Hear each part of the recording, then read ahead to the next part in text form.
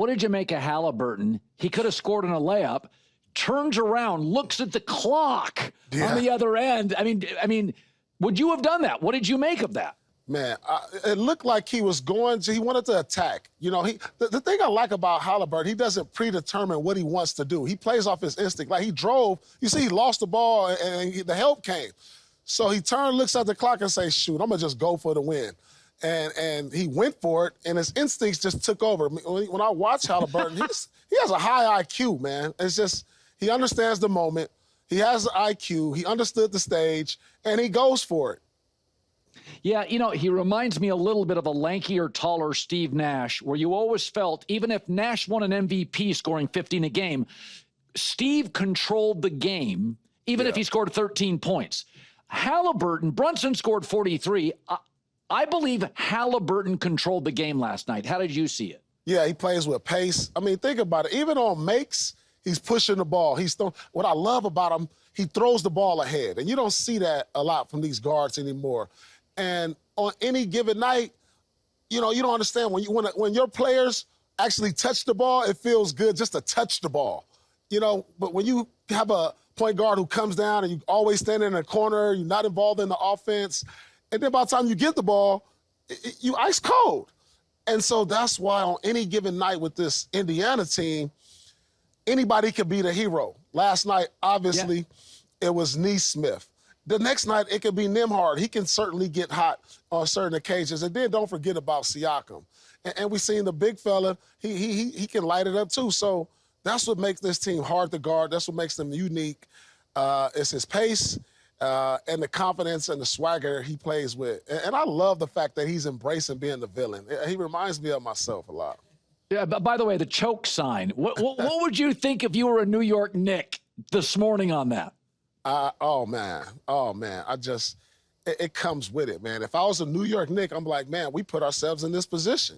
It's nothing you can do about it. And, hey, that's on us as Knicks because, you know, right now the Knicks are America's team, and everybody is looking at the Indiana Pacers as villains. And, you know, listen, the New York Knicks, they had a parade after getting to the conference finals. I mean, come on now. Come on. Yeah. It's just something about the Knicks when players come in there, everybody wants to play well. Everybody wants to give their best. Like, some of my best games ever played was in that building. And I told Kevin Garnett this the other day, like, when I played in the Garden, it didn't feel like a road game. It didn't.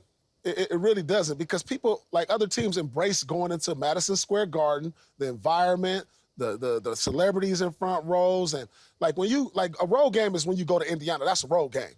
You know what I'm saying? You're gonna have the signs up. You're gonna have somebody behind the bench talking about you, talking about your girl or something that's gonna try to get under your skin.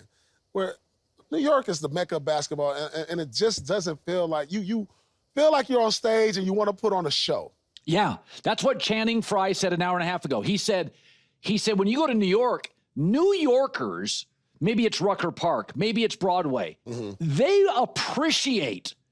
If you drop 40, yes, they love you. And that's what you're saying, basically. Yeah, basically. I mean, you're over there, even the opposing team. I remember being in the layup line. Oh, there goes Spike. What's up, Spike?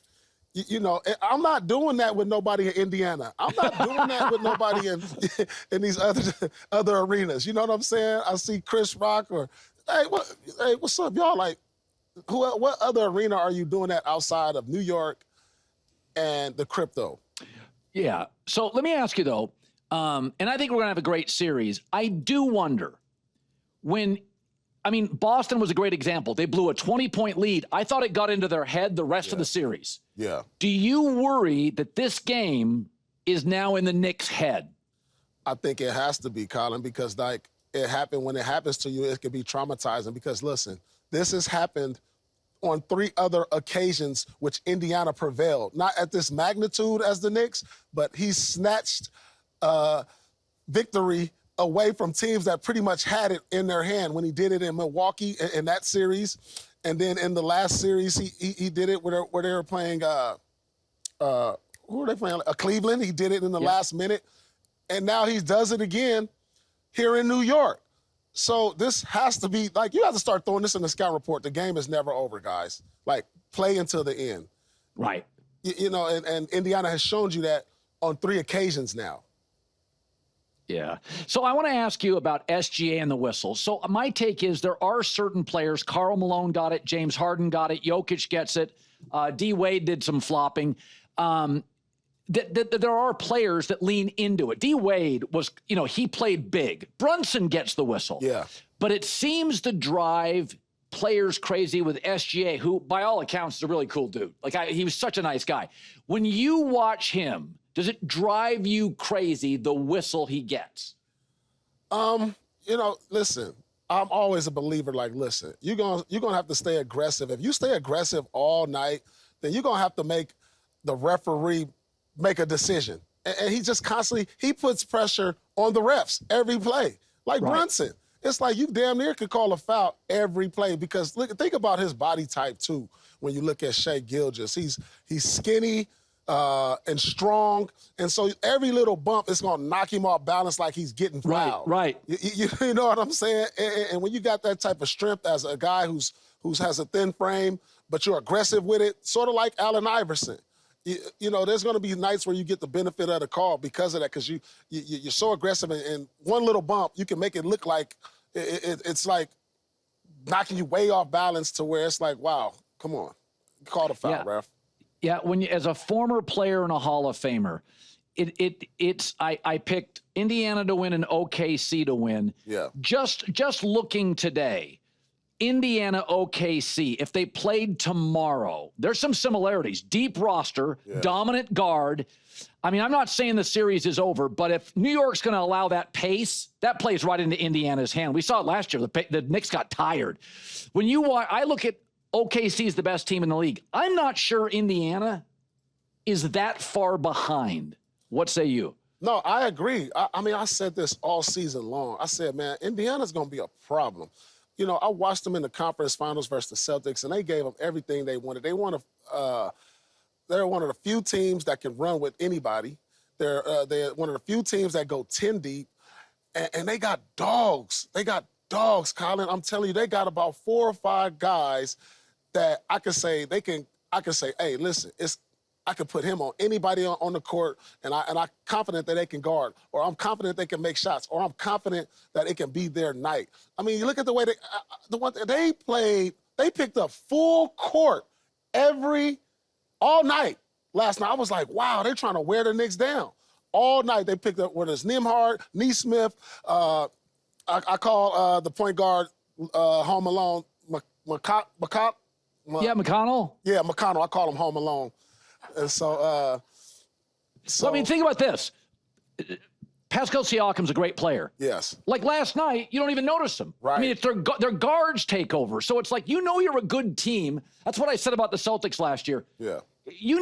There are nights that Jaylen Brown and Derek White were the offense. And you're like, Tatum's the third option. Like, yes. I look at Indiana and I'm like, I don't know. I think OKC's better defensively. I think Indiana's more lethal offensively. I think they're a handful. Yeah, that's hard to scout because, like, ideally you're saying, okay, Siakam is our second option. Right. But there's nights where, like, I was watching the game yesterday and I was like, they don't go to him like a second option. No. On OKC, okay, Jaylen Williams is their second option for sure. He's their all-star. And on other nights, it's going to be Chet Holmgren. On Indiana, I don't know on any given night who is going to be the guy who's going to step up. And that's what makes them unpredictable. It's easier to guard a team like, okay, the Knicks, when I go into the locker room for the scout report, Jaylen and Cat. Yeah. This is the head of the snake right here. And I know how to prepare for that. How do I prepare for any other team that runs, that throws it ahead, nobody cares who gets the credit, extra pass, play for one another. At the end of the day, we'll see where we're at. How do you scout that? Finally, OKC is young and getting better with a ton of draft picks. Yeah. Indiana's mostly young, and the last 2 years, they're getting better. If the Knicks lose this in 5, let's say they give a good fight, but they can't win that. Do they have to go a big move, Giannis, a smaller move, KD? When you watch the Knicks, is there one thing you watch right now and go, listen, you ain't beating OKC and Indiana the next 3 years. There is something you got to fix. Do you see that? Well, yeah, I think it's depth at this stage. I think if you talk about their starting five, I think it's one of the best starting fives in all of basketball. Yeah, agree. Yeah, and so I think they need that one player that they can count on off the bench, whether it's like a guy like Grant down in Portland. I think he could have helped the playoff team this year. A big wing that can play defense and knock down threes that you can count on. Somebody off the bench that you can just count on every night. Like any given night, he can give you 10 to 15, but you can count on that. And you can trust him. If somebody go down, he can fill in as a starting spot. You need a guy like that off the bench, and I think that's what the Knicks are missing when you're trying to make long, deep playoff runs, because at this point, everybody's banged up, and you need that guy off the bench who can give you starter-type minutes. Yeah, no, it's a little bit like the Denver Nuggets. I love their starting five, but they just wore down, and I feel the same way with the Knicks. They both need a really good, dynamic bench player that can give you 14 every night of the year. Absolutely. Yep.